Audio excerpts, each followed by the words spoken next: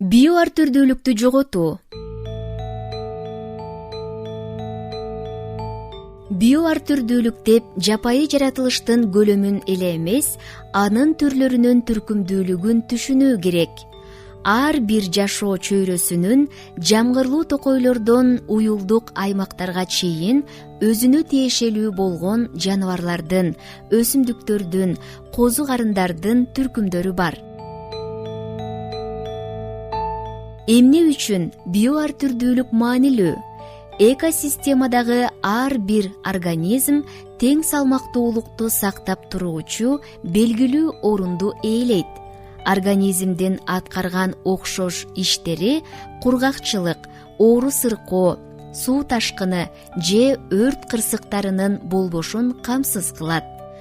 Жашоонун бул ар түрдүү мозаикасы узак мезгил аралыгында калыптанып келген. Топурактагы кымындай микроб да өз ролун аткарат. Экосистемадан түрлөр жоголо баштаганда тең салмактуулук туруктуулугун жогото баштайт.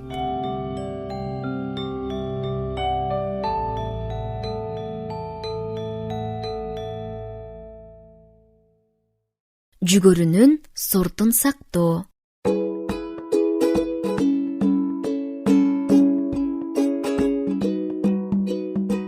Түрлөрдүн ар түрдүүлүгүн жоготуу коркунучтуу экендигине жүгөрүнүн жаңы сорту менен болгон окуя мисал боло алат. Америкалык фермерлер таттуу жүгөрүнүн сортун алып, жыл сайын ушул сортту эле тиге беришкен. Бул монокультура деп аталат. Андан кийин жүгөрүнү оору баскан. Жүгөрүнүн жаңы сорту ооруга туруштук бере алган эмес. Айыл чарба тармагын изилдеген изилдөөчүлөр Мексикага жапайы жүгөрү маисти издеп барышкан. Жаңы сорт ошол жүгөрүдөн алынган эле.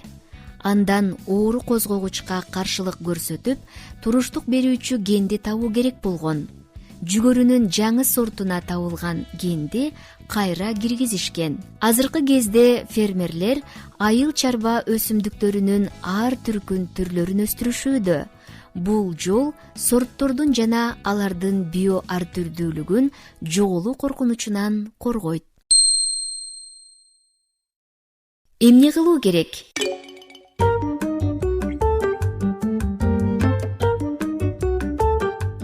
Мыйзамсыз аңчылыкты колдобогула.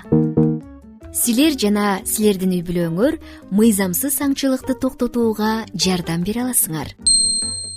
Эч качан пилдин сөөгүнөн жасалган буюмдарды сатып албагыла, сатпагыла жана албагыла.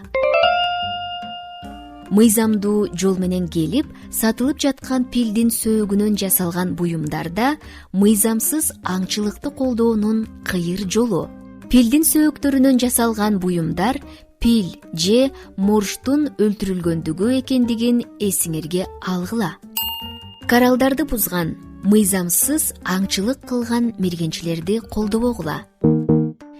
Эч качан аквариумга коралдарды сатып албагыла. Атайын аквариумдарда өстүрүлгөн коралдарды алсаңар болот. Экзотикалык жаныбарлар дүкөндөрдө сатылып жатса да, багып албагыла. Жаныбарлардын экзотикалык түрлөрүн сатуу көп өлкөлөрдө катуу мыйзамдар менен жөнгө салынган эмес. Ошондуктан экзотикалык түрлөргө ээ болууну каалагандар мергенчиликке түрткү беришет. Жапайы жаныбарларды табигый чөйрөсүндө калтыруу туура. Ушул маалыматты бүткүл дүйнө жүзүнө тараткыла. Жоголуп бараткан түрлөр жөнүндө АКШнын мыйзамы. Америка Кошмо Штаттарында 1973 жылы жоголуп бараткан түрлөр жөнүндө кабыл алынган мыйзам жоголуп кетүү коркунучунда турган өсүмдүктөр менен жаныбарларды толук кыйрап жоголуудан сактоо максатында чыккан. Ошондой эле жоголуу коркунучтагы түрлөрдүн аймагын алар жашаган, өскөн жана таралган ареалын сактоого арналган. Бул тизмеге кирген өсүмдүктөр менен жаныбарлардын саны дайыма өзгөрүүдө. Бул өсүмдүктөр менен жаныбарлардын түрлөрүнүн абалын изилдөө көрсөткүчтөрүнүн негизинде киргизилет. Эгер жаныбарлар, мисалы суу бүркүттөрү, кайра көбөйүп калууна келсе, аларды жоголуп бараткан жаныбарлардын тизмесинен чыгарып, коркунуч алдында турган жаныбарлардын тизмесине кошушат. Мисалы, эгер 2 өркөчтүү төөлөрдүн саны азайып кетсе, алар жоголуп кетүү коркунучундагы жаныбарлардын тизмесине киргизилет. Түрлөр эмне үчүн жоголуу коркунучунда?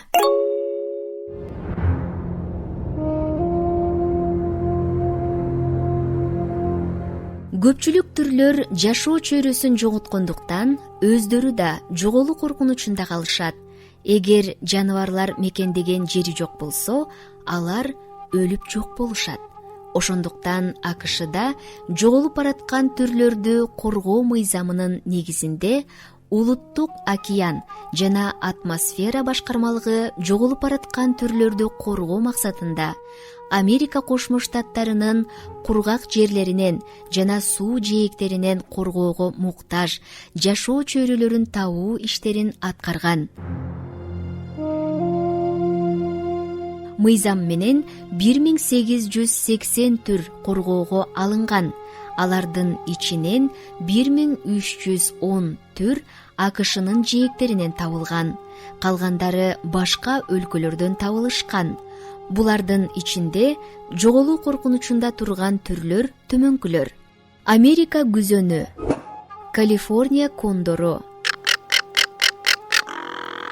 чоң панда же бамбук аюусу,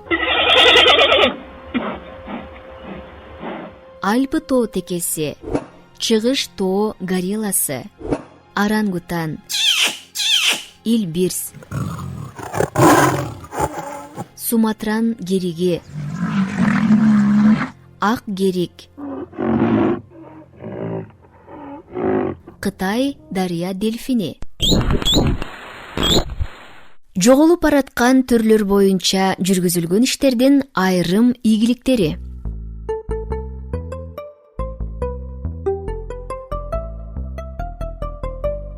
ДДТ, башкача айтканда, дуст аттуу пестицидди колдонуунун кесепетинен шумкарлар жоголуу коркунучуна кабылышкан. Бул химикат саз жерлерге чиркейлерди өлтүрүү үчүн чачылган. Бирок азык чынжырында курт кумурскаларды канаттуулар жешет. Ал эми бүркүттөр канаттуулар менен азыктанышат. ДДТ шумкарларды шак эле өлтүргөн эмес. Алардын жумурткалары жумшак болуп, сынып, натыйжада бир да балапан чыкпай калган. Окумуштуулар ДДТ азык чынжырына терс таасир тийгизерин түшүнгөндөн кийин химикатка тыюу салынган. Кийин жаныбарлардын популяциясы бара-бара кайра калууна келе баштаган. Биологдордун жардамы менен атайын көбөйтүү программасы аркылуу шумкарлардын саны калыбына келтирилген. Азыр Нью-Йорк шаарынын асман тиреген үйлөрүнүн үстүндө шумкарлар уя салып, көгүчкөндөргө аңчылык кылып жүргөнүн көрүүгө болот.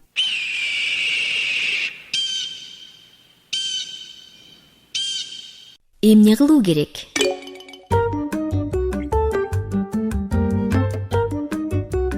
Кырылуу коркунучунан сактап калуу. Жашоо чөйрөсүн жоготуудан жоголуу коркунучуна кабылган жаныбарлар көп. Алардын ичинде чоң панда, жолборс, илбирс, тоо горилласы бар.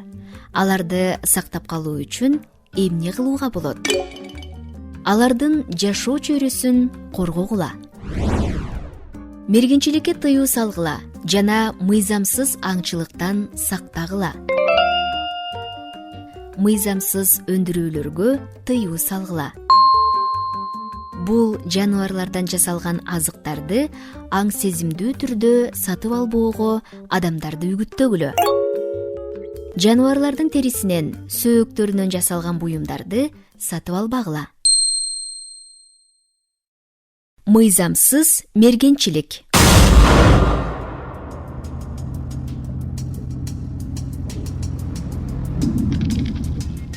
Дүйнөнүн көп өлкөлөрү жоголуу коркунучунда турган түрлөргө аңчылык кылууга тыюу салышат же чектөө коюшат. Көптөгөн мамлекеттер жапайы фауна менен флоранын жоголуу коркунучунда турган түрлөрүн сактоо жөнүндө эл аралык конвенцияга кол коюшкан. Жаныбарлардын көпчүлүгү мергенчилерден мыйзам менен корголсо да, кээ бир адамдарды бул токтото албайт. Бул мыйзамсыз аңчылык деп аталат. Мыйзамсыз аңчылык бүткүл дүйнө жүзүндө кездешет. Анткени мергенчилер, башкача айтканда браконьерлер, мындан акча табышат. Алар мүйүздөрдү, пилдердин сөөгүн, жаныбарлардын дене бөлүктөрүн, терилерин сатышат. Корукчулар коруктарды кайтарышса да, браконьерлерди токтотууга күчү жетпейт.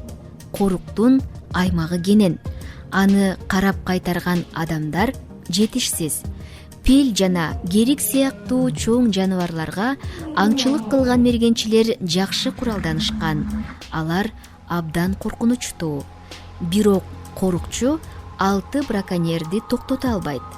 Көп жерлерде браконьерлер жоголуп бара жаткан түрлөрдүн түбүнө жетишти.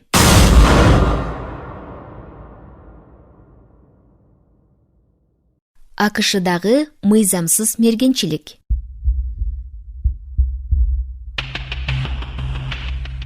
Мыйзамсыз мергенчилик Африка же Азияда эле жолугат деп ойлобогула.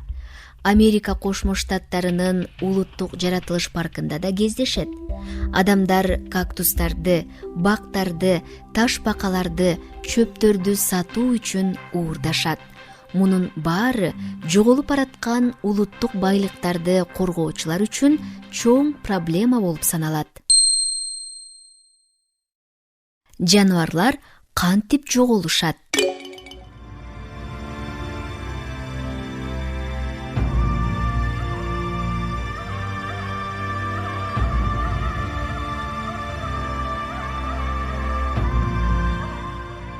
Чөйрөгө кээ бир жаныбарлар абдан жакшы, айрымдары начар ыңгайланышат. Бул экосистемалар үчүн табигый көрүнүш. Убакыттын өтүшү менен начар ыңгайланышкан түрлөрдүн саны азая баштайт да, толук жоголуп кетүүсү мүмкүн. Адамдын жаратылышка болгон мамилесин карасак, жер жүзүндөгү жаныбарлардын жоголушуна адамдар күнөөлүүдөй көрүнөт.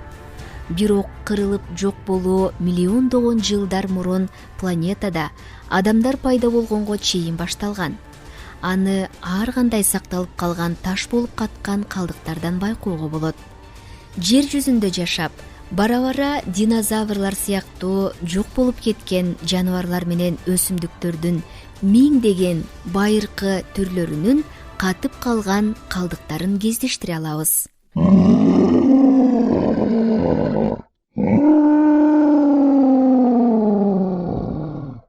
Жасап көргүлө.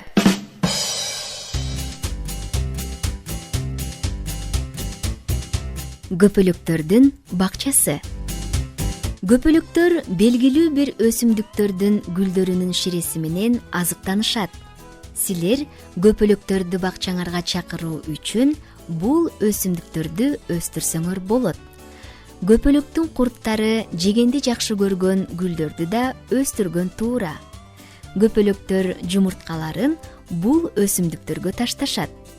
Көпөлөктөр жактырган гүлдөр: Космея, Королева, Аннанын торлору, Циния, Ваточник, тамыры мөмө байлаган Рудбекия, Астра, Жалбыз, Сүт тикен, Миң тамыр, Флокс жана лилейниктер. Бул гүлдөр силердин бакчаны кооздошот. Жаныбарларды жоголуп кетүүгө алып барган жолдор.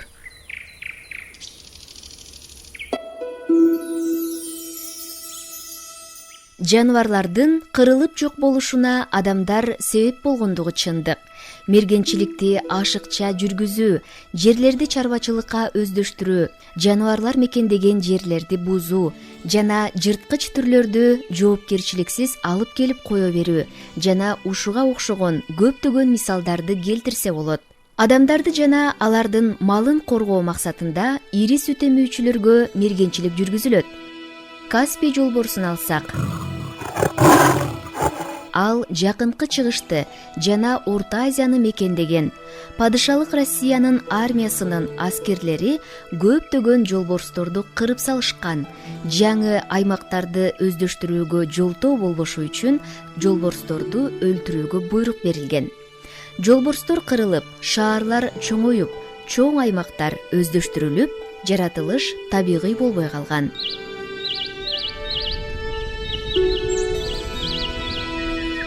Эң белгилүү кырылып жок болуу экосистемага жоопкерсиздик менен жырткыч түрлөрдү киргизгенде болгон. Африканын жээгиндеги Маврики аралына матростор алгачкы жолу келишкенде, ал жерде учалбаган канаттуулар, дронттор жашаган. Дронттор жырткыч жаныбарларды эч качан көрүшкөн эмес. Матростор канаттуулардан тамак жасашкан жана көбүн жөн эле кырышкан. Жоготуунун негизги себеби матростор менен бирге келген жырткыч жаныбарлардын айынан болгон. Иттер, мышыктар, чочколор, келемиштер дронтторго аңчылык кылышкан. Алардын жерде салынган уясындагы жумурткаларына жана балапандарына кол салышкан. 100 жылдан аз убакытта бардык дронттор толук кырылышкан. Жаныбарлардын кырылып жок болушуна мергенчилерди күнөөлөшөт, бирок негизги себептеринин бири жашоо чөйрөсүн жоготуудан болот. 200 жыл мурун Американын кең талааларында гризли аюулары жашашкан.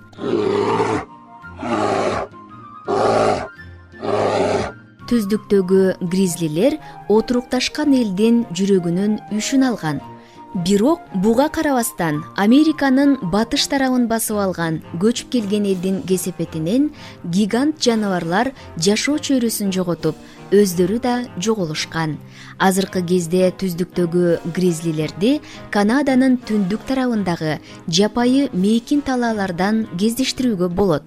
Ал жакта эл аз болуп, аюулардын тынчын алышпайт.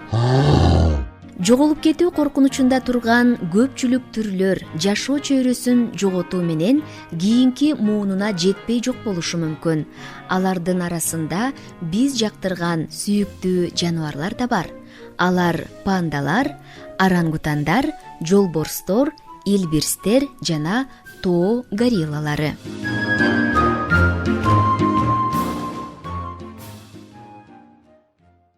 Кээ бири үчүн абдан кеч.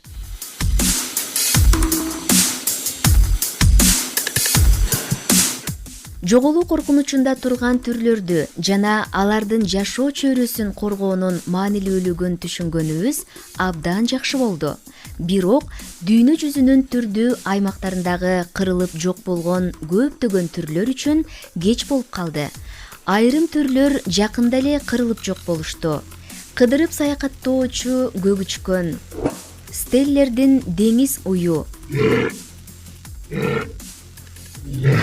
дронттор, моа жана квагга сыяктуу түрлөр акыркы 400 жылдын ичинде жок болушкан.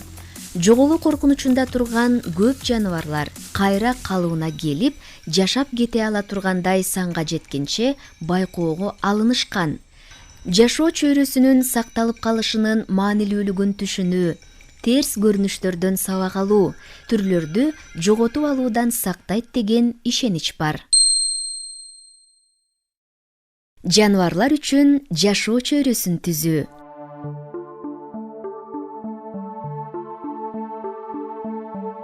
Жаныбарлар жашап, көбөйүп өсүүсү үчүн орун керек. Адамдар жаныбарлардын жашоо чөйрөсүн бузгандыгы жөнүндө көп эле угуп жүрөсүңөр. Жаныбарларга жаңы жашоо чөйрөсүн түзүп жаткан адамдар жөнүндө сейрек гана угасыңар. Чындыгында мындай учурлар көп эле кездешет, бирок көбүнчө кокусунан жасалат. Кандай сонун кырдаал.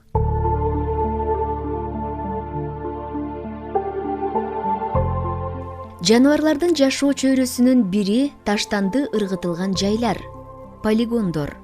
Алар булганыч болсо да, көптөгөн жаныбарларга, канаттууларга, курт-кумурскаларга азык тапкан жай. Йеллоустон паркындагы гризли аюулары 1950-60 жылдары таштанды ыргыткан жай пайда болбогондо жоголуп кетишмек. Ушул сыяктуу мисалдарды канализация түтүктөрү, метро системалары, уй сарайлар, айыл чарба талаалары жана мөмө бакчалары тууралуу айтсак болот. Адамдар курган көп жайлар ошол жерде жашаган жаныбарлар үчүн ыңгайланышууга альтернативдүү жер болуп саналышат.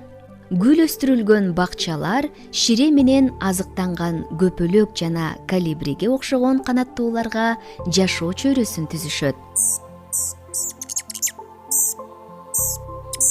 Чарбактар үлүлдөрдүн, жылаандардын, коёндордун жана коңуздардын үйүнө айланат. Адамдын чөйрөгө таасирин тийгизери даана эле көрүнүп турат. Жарганаттардын үңкүрүнө кош келгиле.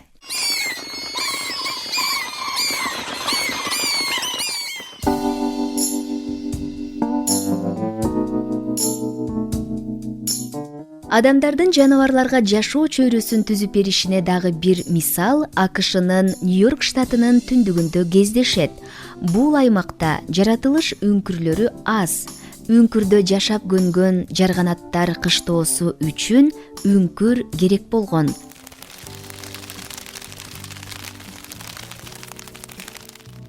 Бир 1800 жылдардын акырында Нью-Йорк штатынын жогору жагындагы Адирандак тоосунан адамдар ген байлыктарды казып ала башташкан. Көп жылдар бою кишилер жер астындагы шахталарды терең казышып, гендерди алышкан. Ген казуу аяктаганда бир нече километр үңкүрлөр калган. Кийин бул жерлерге жарганаттардын 7 түрү жашап калган. Алар курт-кумурскалар менен азыктанган анча чоң эмес жарганаттар. Эски шахталар алардын кышкы чейинге кириши үчүн мыкты жай болуп калды. Кыш бою абанын температурасы 32 градус Цельсий сакталгандыктан жарганаттар коопсуз укташып, жазында курт-кумурскаларга мергенчиликке чыгышат. Жазында Адирандакта курт-кумурскалар көп. Үңкүргө жакын жашаган адамдар үчүн бул жакшы нерсе. Анткени жарганаттар саатына 500 чиркейди жешет.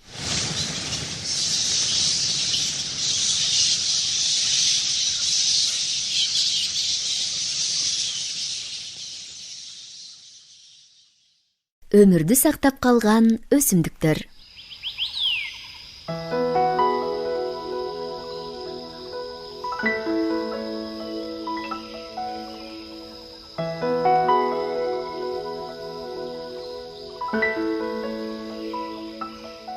Жамгырлуу токойлорду кыюунун аянычтуу кесепеттери ал жерде өскөн адамдарды түрдүү оору сыркоодон айыктыруучу өсүмдүктөрдү жок кылуу дешет окумуштуулар. Чындыгында дарылардын негизги курамы дарылык касиети бар жапайы өсүмдүктөрдөн алынат. Өсүмдүктөрдүн кээ бир касиеттери укмуштуудай. Гүлгүн түстүү катарантусту окумуштуулар тапканча, лейкемия менен ооруган балдардын 90% каза тапкан. 1960 жылдары окумуштуулар Мадагаскарда бул гүлдү изилдей башташкан. Өсүмдүктүн маңызынын дарылоочу касиети күчтүү экендигин байкашкан. Бүгүн лейкемия менен ооруган балдар 10% эмес, 90% айыгып жатышат. Мадагаскардын жамгырлуу токойлорунда өскөн гүлгүн түстүү гүлдөрдүн жардамы менен айыгышууда. Бул коркунучтуу оорудан жапа чеккен балдар үчүн гүл укмуштуудай касиети бар дары болду. Абдан таң калтырган башка да мисалдар бар. 1700-жылдардын башында Уильям Утеринг аттуу доктор ботаник жапайы оймок гүлдүн жалбырагын майдалап бейтапка бергенде анын жүрөгү катуураак соккон. Аны жүрөк оорусу кармап жаткан бейтаптарга бергенде жүрөктү катуу сокконго мажбур кылган. Кийин бул дары дигитализ деп аталып, азыркы күнгө чейин колдонулуп келе жатат. Жасап көргүлө.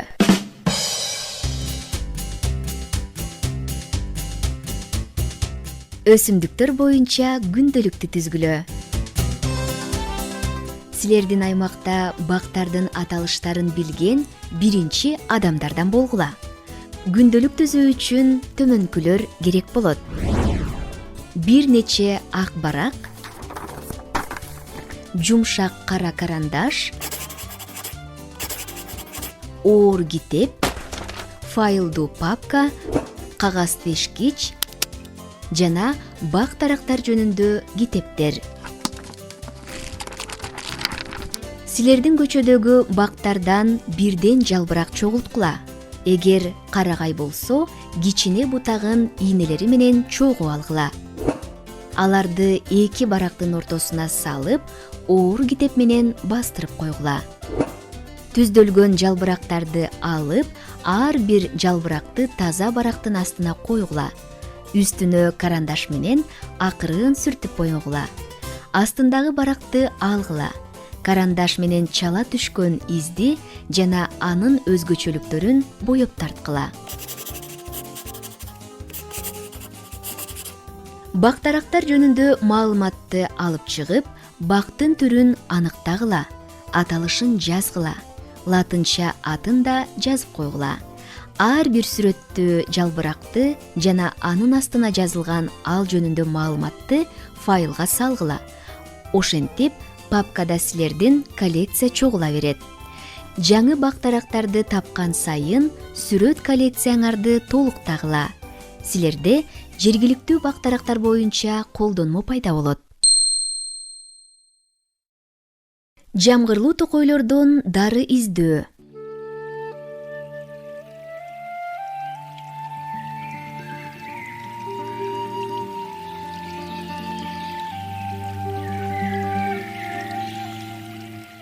Окумуштуулар жамгырлуу токойлорго саякаттап, жергиликтүү тургундар менен оору сыркоону айыктыруу үчүн өсүмдүктөрдү пайдаланган адамдар менен сүйлөшүүлөрдү жүргүзүшөт.